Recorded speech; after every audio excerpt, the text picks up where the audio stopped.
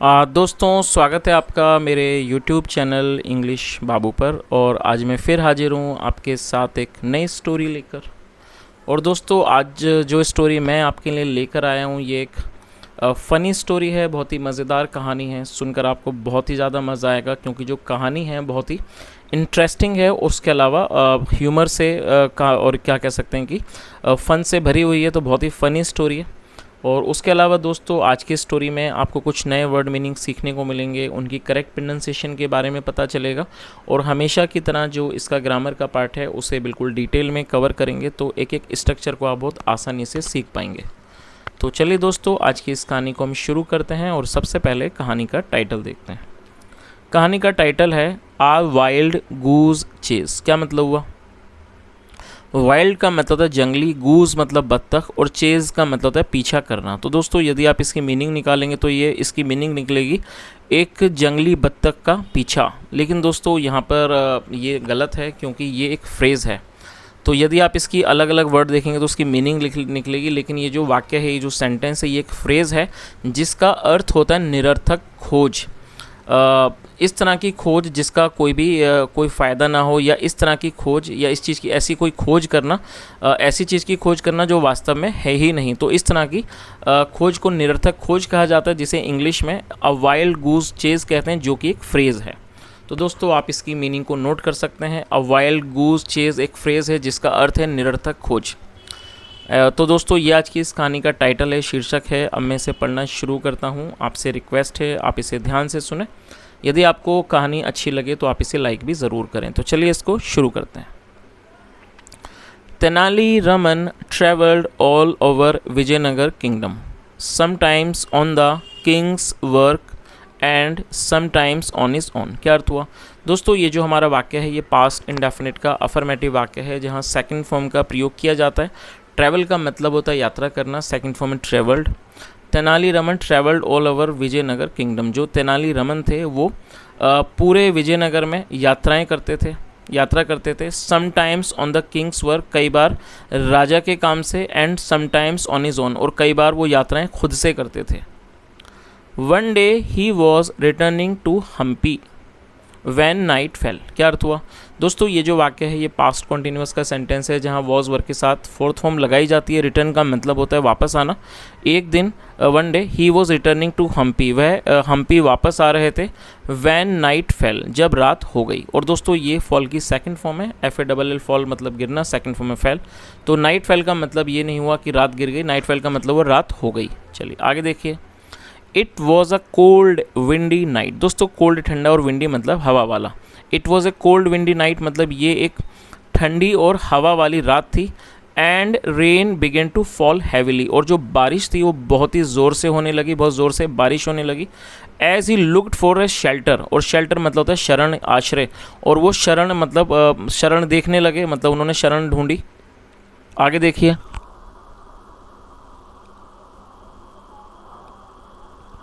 Seeing a light मतलब एक रोशनी को देखकर ही रोड टूवर्ड्स इट। और दोस्तों, ये राइड की सेकंड फॉर्म है रोड, जिसका मतलब होता है सवारी करना, कहीं जाना।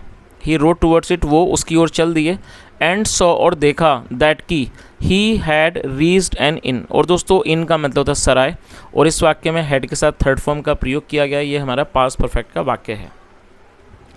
रीच मतलब पहुंचना, और ईडी लगने के बाद ये थर्ड फॉर्म है, तो ये हमारा पास्ट परफेक्ट का वाक्य है। तो क्या अर्थ हुआ?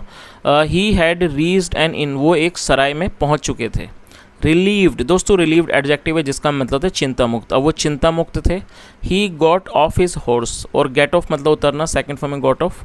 He got off his horse, वो अपने घोड़े से नीचे उतरे। एंड वेंट इन, और वो अंदर गए। A big fire blazed in the fireplace. दोस्तों, फायर प्लेस का मतलब होता है चिमनी, जहाँ पर आग जलाई जाती है। अ बिग फायर और ब्लेज्ड का मतलब जली हुई। A big fire ablazed in the fireplace मतलब चिमनी में एक बड़ी आग जली हुई थी। And many people were huddled around it, और जो कई सारे लोग थे जो उसके आसपास इकट्ठा थे। हडल्ड मतलब इकट्ठा होना। ट्राइंग टू कीप वार्म, और वो कोशिश कर रहे थे गर्म होने की।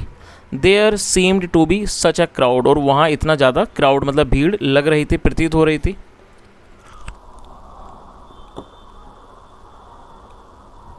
और दोस्तों, कहानी को अच्छे से समझने के लिए आप यहाँ इस चित्र को भी देख सकते हैं कि जो तेनालीराम है वो दरवाजे से खड़े होकर देख रहे हैं, और यहाँ पर आग के आसपास लोग बैठे हुए हैं। चलिए आगे देखिए। Tenaliraman was soaked to the skin. Soaked का मतलब होता है दोस्तों भीगा हुआ होना। Tenaliraman soaked to the skin, जो तेनालीरामन थे वो त्वचा तक भीगे हुए थे। And shivering with cold, shiver मतलब कांपना, एंड शिवरिंग विथ कोल्ड, और वो ठंड से कांप रहे थे। But there was no way he could find a place for himself near the fire. क्या अर्थ हुआ? लेकिन ऐसा, बट देयर वॉज नो वे, लेकिन कोई रास्ता नहीं था कि जिससे वो ही could find a place for himself, की वो जिससे वो अपने लिए एक रास्ता ढूंढ सकें नियर द फायर, आग के पास। चलिए आगे देखिए।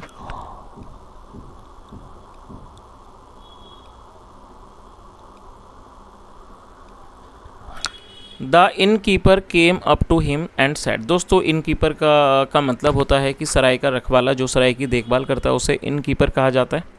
The innkeeper came up to him, जो इन कीपर था सराय का रखवाला, वो उनके पास आया। एंड सेड, और कहा, कम इन सर, मतलब कि श्रीमान अंदर आइए। यू आर वेट, आप गीले हैं। प्लीज़ कम इन, कृपया अंदर आइए। एंड गेट वार्म, और गर्म हो जाइए। I will send a boy to see to your horse. क्या अर्थ हुआ? और दोस्तों सी मतलब होता है देखना, उसके अलावा सी का मतलब होता है किसी चीज़ की देखभाल करना। I will send a boy to see to your horse, मतलब मैं एक लड़के को आपके घोड़े को देखने के लिए, या कह सकते हैं देखभाल के लिए, भेज दूंगा। तेनालीरामन थैंक्ड हिम, थैंक मतलब धन्यवाद देना, जो तेनालीरामन थे उन्होंने उसे धन्यवाद किया। But continue to stand near the door, लेकिन वो दरवाजे के पास खड़े रहे, उन्होंने जारी रखा दरवाजे के पास खड़े रहना। The in keeper asked him what the matter was. क्या अर्थ हुआ? जो इन कीपर था उसने पूछा वॉट द मैटर वॉज, की क्या मामला है। चलिए आगे देखिए। आई am in a bit of a fix, और दोस्तों फिक्स का मतलब होता है कोई समस्या वगैरह। I am in a bit of a fix, में एक छोटी सी समस्या में हूँ। I had a pouch with 20 varahas in it. क्या अर्थ हुआ? दोस्तों ये जो वाक्य है, इस वाक्य ये हमारा पास्ट का पजेसिव वाक्य है। पजेसिव का मतलब होता है जब हम कोई ऐसा वाक्य बनाते हैं जहाँ ये दिखाते हैं कि किसी के पास पास्ट में कुछ था, तो इस तरह का जो वाक्य है वो पास्ट का पजेसिव वाक्य कहलाता है, जहाँ पर हैड का प्रयोग हेल्पिंग वर्ब के रूप में किया जाता है।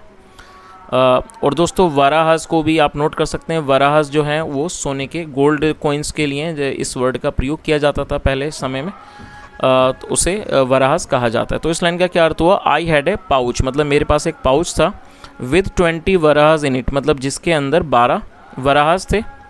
व्हेन आई केम इन, जब मैं अंदर आया, जस्ट नाउ, अब मतलब जब मैं अंदर आया, आई फाउंड इट, मैंने पाया, I found it it was not in my jacket, मतलब मैंने ये पाया कि वो मेरी जैकेट में नहीं है।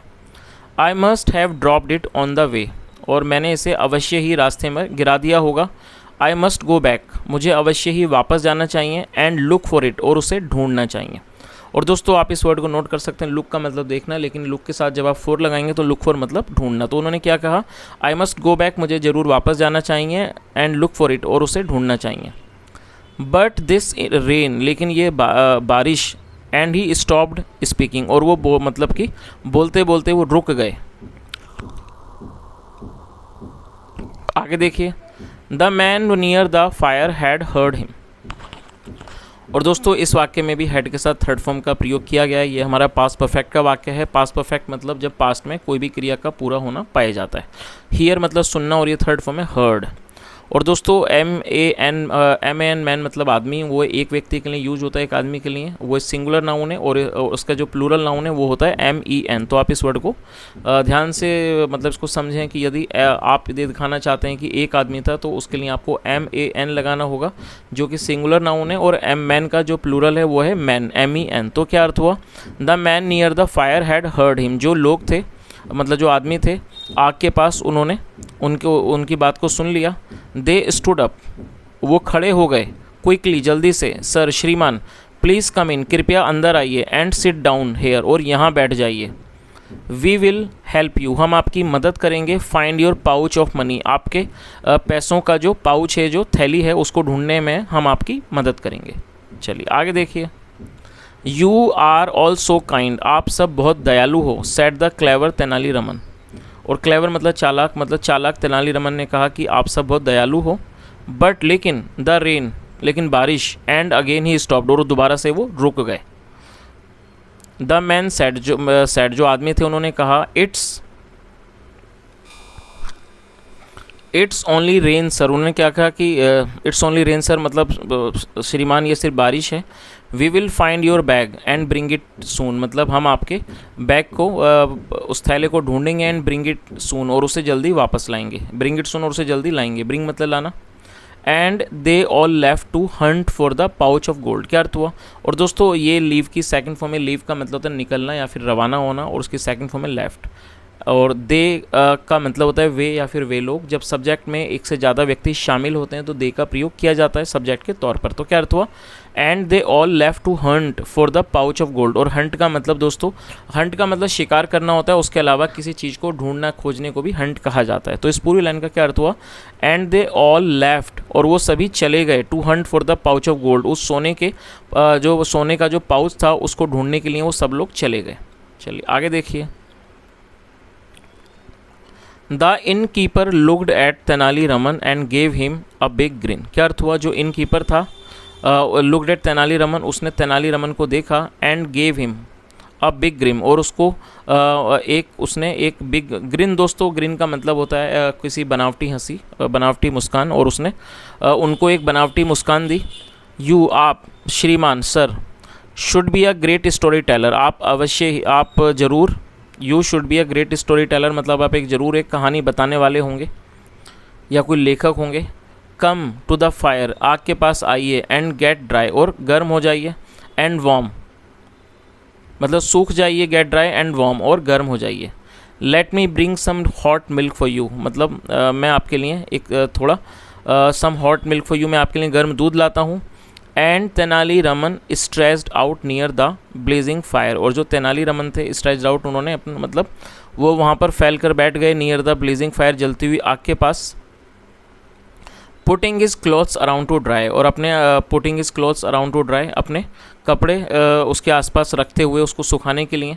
चकलिंग, मुस्कुराते हुए, हंसते हुए, एट द पुअर फेलोज, उन बेचारे लड़कों के लिए, उन लोगों के लिए। Who would be hunting in the rain, जो बरसात में मतलब खोज कर रहे होंगे।